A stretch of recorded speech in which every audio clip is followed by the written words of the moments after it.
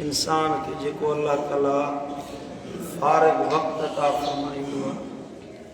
वक्त अहिड़ी क़ीमती शइ आहे जेका जंहिंजो को मुल्ह न आहे, जंहिंजी का क़ीमत न आहे। जेको अल्लाह ताला इंसान खे वक्त अता फरमायो आहे, हर शइ जी क़ीमत लॻी सघे थी, पर इंसान जे वक्त जी क़ीमत न आहे। जेको वक्त गुज़री वियो, तव्हां करोड़ रुपया ख़र्च कयो, तो उहो वक्त वरी वापसि कोन मिलंदो। उनजे करे क़यामत जे ॾिहाड़े बि अल्लाह ताला हर मुसलमान खां 5 सुवाल कंदो। हर इंसान खां 5 सुवाल कया वेंदा। 5 सुवालनि मां 2 सुवाल रुॻी इंसान जे वक्त जे बारे में। 5 सुवाल थींदा।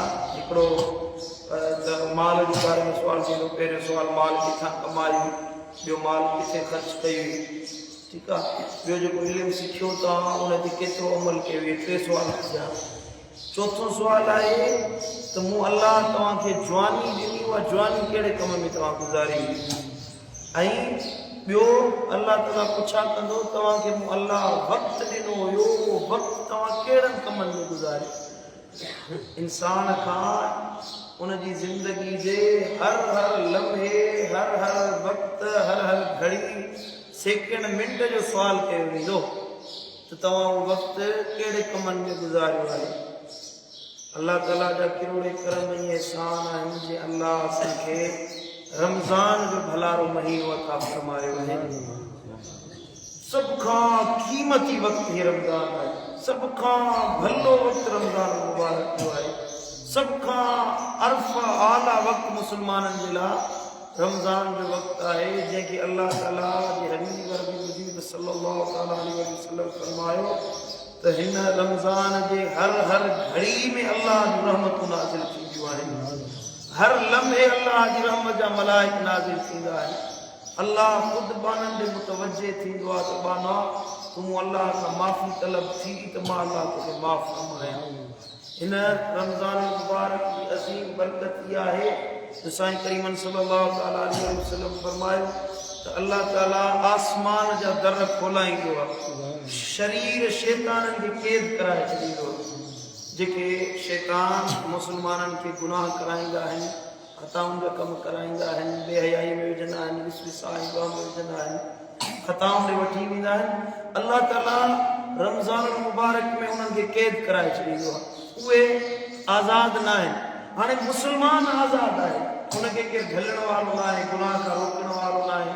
अल्लाह ताला क़यामत जे ॾिहाड़े रमज़ान में थियल गुनाह ते घणो अज़ाब कंदो, वधीक अज़ाब कयो वेंदो। छो?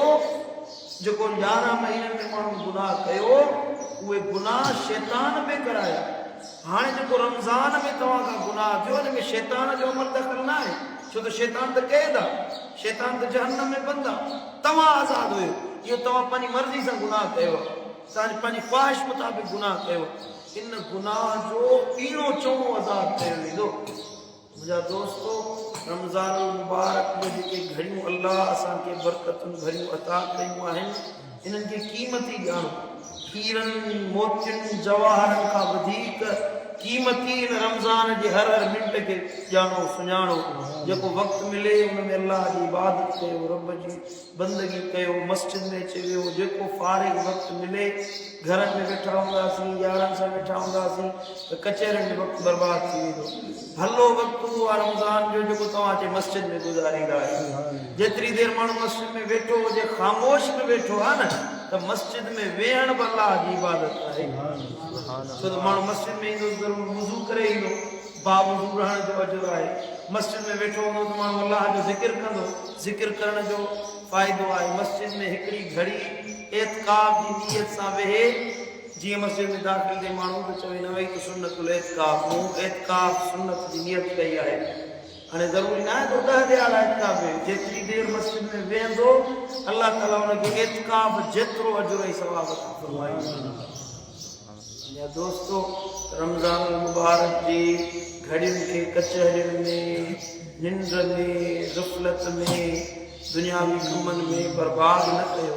साईं करीमन सल्लल्लाहु अलैहि वसल्लम फरमायो, जॾहिं रमज़ान अचे त तव्हां पंहिंजा दुनियावी कम घटाए अल्लाह के जी इबादत के घणो वक्त ॾींदा कयो, घणो वक्त अल्लाह जी इबादत कयो, रब जो ज़िक्र कयो, कुरान की तिलावत कयो, मदीने वाले साईं जो अथा सलाद पढ़ो, औराद वज़ाइफ पढ़ो, जेके वज़ीफ़ा विर्द इंसान की ख्वाहिश हूंदी आहे पूरा कयूं।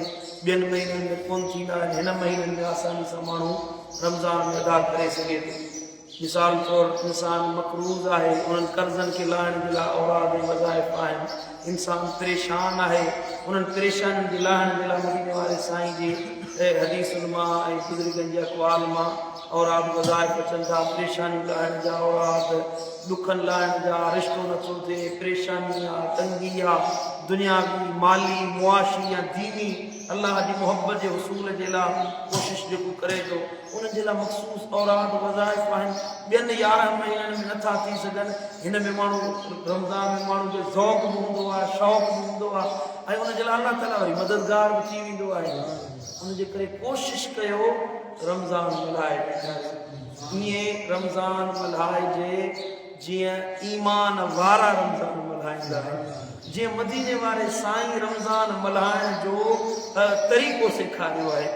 इंशाअल्लाह 11 जेके बि त्योहार आहिनि, हर नमाज़ ते तव्हांखे नसीहत कई वेंदी। हितां हिन मुंहिंजे मुर्शिदनि करीमनि जे मिंबर तां तव्हांजे लाइ हर नमाज़ जे नए मौज़ू मुताबिक़ तव्हांखे दीन सेखारियो वेंदो। जेका ॻाल्हि ॿुधो उन में अहद कयो त इंशाअल्लाह उन ते अमल करे ॾेखारींदासीं।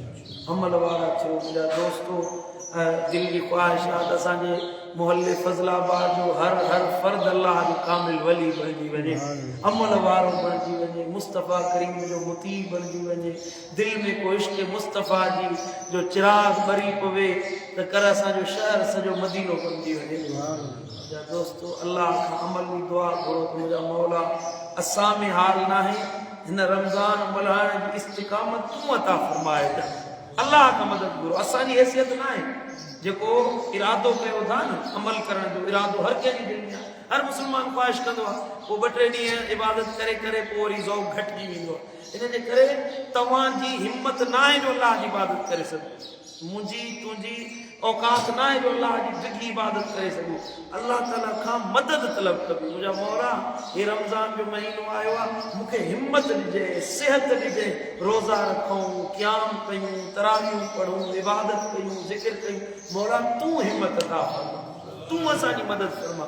अल्लाह मदद फरमाईंदो, इंशाअल्लाह सिहत बि कामिल थी वेंदी, जज़्बो बाक़ी रहंदो, इंशाअल्लाह इबादतूं क़बूल बि अल्लाह फरमाए छॾींदो। रब शाह अमल की तौफीक अता फरमाए। अल्लाह